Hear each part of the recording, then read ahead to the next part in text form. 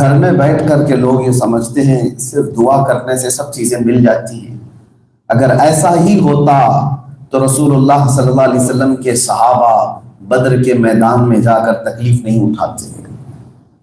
آپ کو ہمیں اس زندگی میں کچھ نہ کچھ چیزیں اٹھانا پڑے گا، کچھ مصیبتیں زندگی میں آئیں گی، کچھ تکلیف۔ ویسے تو ہمارے برسوں سے ہم دیکھ رہے ہیں کتنے لوگ تو جمعہ میں سونے کے لیے بھی آتے ہیں، نیند آ جاتی ہے۔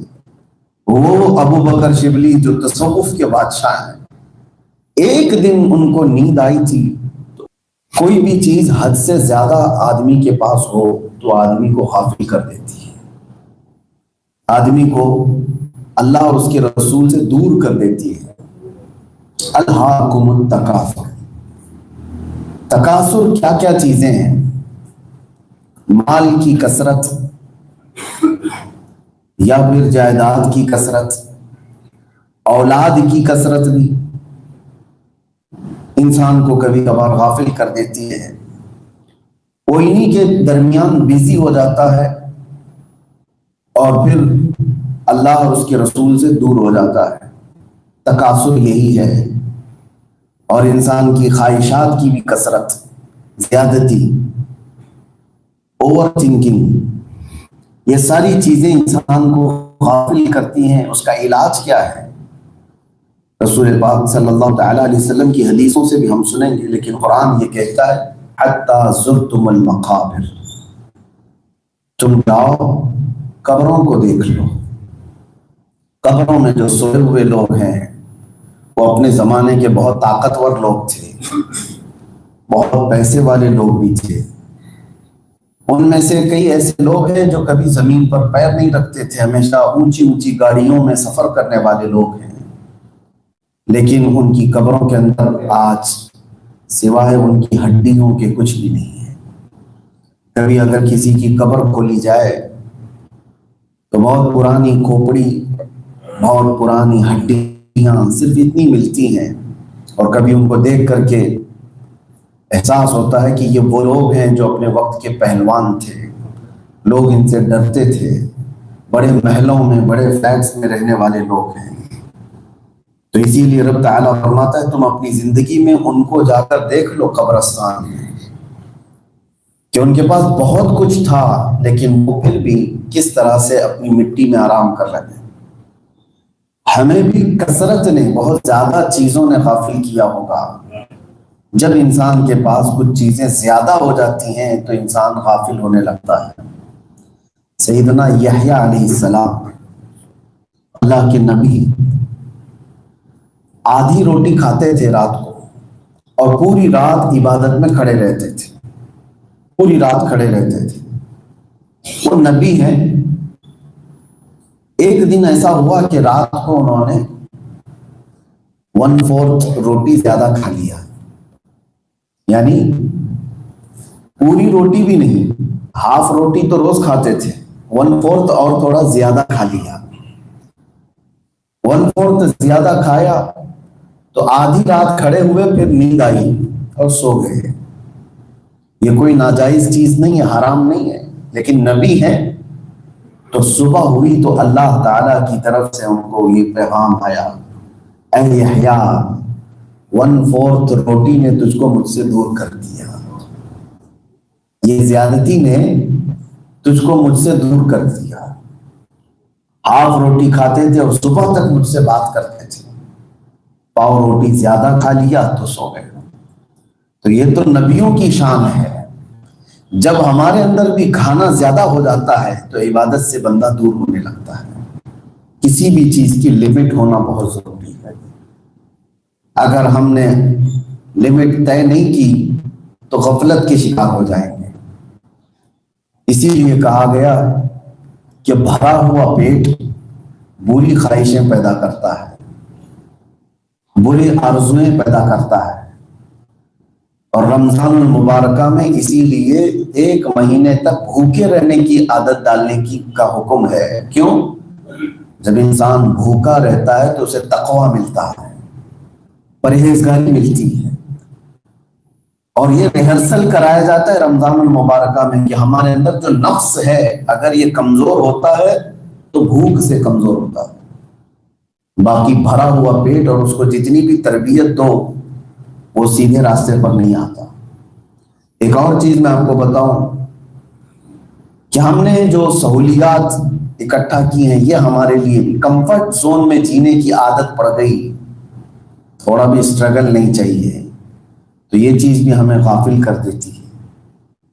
آپ نے آرام کے لیے ٹیک لگایا ہے، آپ نے آرام کے لیے مسجد میں قالین بچھایا ہے، لیکن یہ نیند لے کر کے آ گئی۔ گرمی سے بچنے کے لیے ہم نے اے سی لگوایا ہے، یہ کمفرٹ چاہیے تھا، لیکن اس نے ہم کو سلا دیا۔ جو رب تبارک و تعالیٰ کے حضور ہمارے دل کے اندر خشیت تھی، خشوع تھا، اس میں کمی آنے لگ جاتی ہے، اس میں کمی آنے لگ جاتی ہے۔ ایک بزرگ ہیں حضرت ابو بکر شبلی رضی اللہ تعالیٰ، یہ ہمارے سلسلے قادریہ میں آتے ہیں۔ بحر شبلی شیر حق دنیا کے کتوں سے بچا، ہم شیر میں پڑھتے ہیں۔ حضرت ابو بکر شبلی رات کے وقت نماز پڑھ رہے تھے اور اچانک آپ کو نیند آ گئی۔ یا اولیاء اکرام کی بات تو دیکھیں کیسے نیند آئی، ہمیں بھی آتی ہے، تو ان کو اتنی تکلیف ہوئی، جیسی آپ آنکھ کھولے کہا کہ میں اللہ کی بارگاہ میں ہوں اور میرے اوپر نیند کا غلبہ آ گیا۔ ویسے تو ہمارے برسوں سے ہم دیکھ رہے ہیں کتنے لوگ تو جمعہ میں سونے کے لیے بھی آتے ہیں، نیند آ جاتی ہے۔ وہ ابو بکر شبلی جو تصوف کے بادشاہ ہیں، ایک دن ان کو نیند آئی تھی تو اٹھے اور سیدھے جا کر نمک میں سلائی ڈال کر اپنی آنکھوں میں لگایا، نمک کو آنکھوں میں لگایا تو جلتی ہوئی آنکھوں سے خون آنے لگ گیا، بلڈ شروع ہو گیا۔ آپ کے مریدین نے کہا کہ حضور آپ نے یہ کیا کیا آنکھوں کے ساتھ؟ انہوں نے کہا جو آنکھیں اللہ سے دور کرتی ہیں ان کی سزا دنیا میں یہی ہے۔ یہ ہمارے اولیاء کاملین بزرگوں نے اپنے آپ کو سٹرگل کر کے اللہ تعالیٰ کی بارگاہ میں رکھا۔ لکھنؤ میں، اتر پردیش میں لکھنؤ شہر میں ایک بزرگ کا نام آپ نے سنا ہوگا، حضرت شاہ مینا۔ یہ بہت بڑے بزرگ ہیں سلسلہ چشتیہ کے۔ جب یہ نماز پڑھتے تھے تو بعد میں انہوں نے نماز پڑھنے کا طریقہ کیسے بنا لیا، ایک دیوار تھی 8-10 فٹ اونچی دیوار، ادھر بھی کھائی اور ادھر بھی کھڈا، اور اس دیوار کے اوپر چڑھ کر کے عبادت کرتے تھے، نماز پڑھتے تھے۔ لوگوں نے کہا یہ کیا نیا طریقہ ہے، آپ نیچے نماز نہیں پڑھتے، دیوار پہ، چھوٹی دیوار پہ نماز پڑھتے ہیں؟ وہ کہتے ہیں اس لیے یہاں کھڑے ہو کر نماز پڑھتا ہوں کہ اگر اونگ آئی، نیند آئی تو نیچے گر جاؤں، اور اگر مجھے اللہ کی عبادت میں غفلت آتی ہے تو اس کی سزا یہی ہے کہ میں اوپر سے نیچے گر جاؤں۔ بہرحال یہ ساری باتیں وہ ہیں میرے عزیزوں کہ جب تک ہم اپنے آپ کو اللہ تعالیٰ کی بارگاہ میں سپرد نہیں کرتے کوئی کامیابی ہمیں نہیں ملتی۔ گھر میں بیٹھ کر کے لوگ یہ سمجھتے ہیں صرف دعا کرنے سے سب چیزیں مل جاتی ہیں۔ اگر ایسا ہی ہوتا تو رسول اللہ صلی اللہ علیہ وسلم کے صحابہ بدر کے میدان میں جا کر تکلیف نہیں اٹھاتے۔ آپ کو، ہمیں اس زندگی میں کچھ نہ کچھ چیزیں اٹھانا پڑے گا، کچھ مصیبتیں زندگی میں آئیں گی، کچھ تکلیفیں آئیں گی تو ہمارے درجات بھی بلند ہوں گے اور ایمان بھی مضبوط ہوگا۔ اور جو مشکلوں سے گھبراتا ہے، تکلیف میں ہا ہا کرنے لگ جاتا ہے، تو یہ بہت کمزور مومن ہے، بہت کمزور مومن ہے۔ میں رسول کریم صلی اللہ تعالیٰ علیہ وسلم کے ان صحابہ کی زندگی میں آپ کو لے کے چلتا ہوں۔ مکہ مکرمہ میں ایسے حالات تھے، مکہ میں جب تک رسول اللہ صلی اللہ تعالیٰ علیہ وسلم تھے 13 سال تک صحابہ کرام کو جس انداز سے کفار اور مشرکین تکلیف دیتے تھے، اللہ اکبر۔ بلال حبشی رضی اللہ تعالیٰ عنہ کو کس طرح سے ایذائیں دی گئیں، گرم ریت پر ننگی پیٹھ پہ سلایا جاتا تھا، ان کے سینے پر پتھر رکھے جاتے، یہاں تک کہ روایات میں ہے دہکتے ہوئے انگاروں پر بھی ان کو سلایا گیا، ان کے پیٹھ کا گوشت گل گیا تھا۔ ان کی ریڑھ کی ہڈی دکھتی تھی۔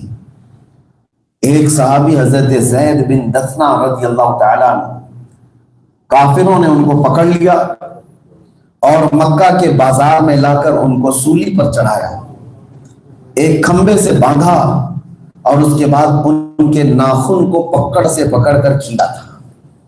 حضرت زید بن دثنہ، ان کی ناک کاٹی گئی، ان کے کان کاٹے گئے، ان کے ہونٹ کاٹے گئے، یہاں تک کہ ان کی آنکھوں میں گرم سلائیاں پھیری گئی تھی۔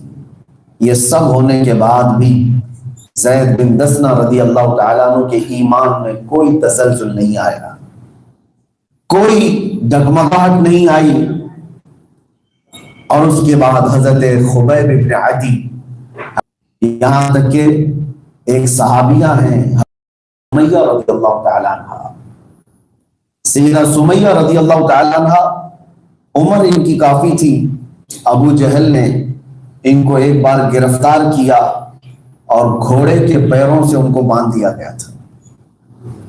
گھوڑا جب دوڑتا تھا تو حضرت سمیہ رضی اللہ تعالیٰ عنہ کو لے کر کے دوڑتا رہا، ان کی پوری ہڈیاں ادھر سے ادھر ہو گئی تھی، اور جب گھوڑا دوڑتا آیا تو ان کے اسپیشل پارٹ کی طرف، شرمگاہ کی طرف تیر مار کر کے ان کو شہید کر دیا گیا۔ یہ حضرت سیدہ سمیہ رضی اللہ تعالیٰ عنہ کے ساتھ، وہ اسلام کی سب سے پہلی شہیدہ ہیں، سیدہ سمیہ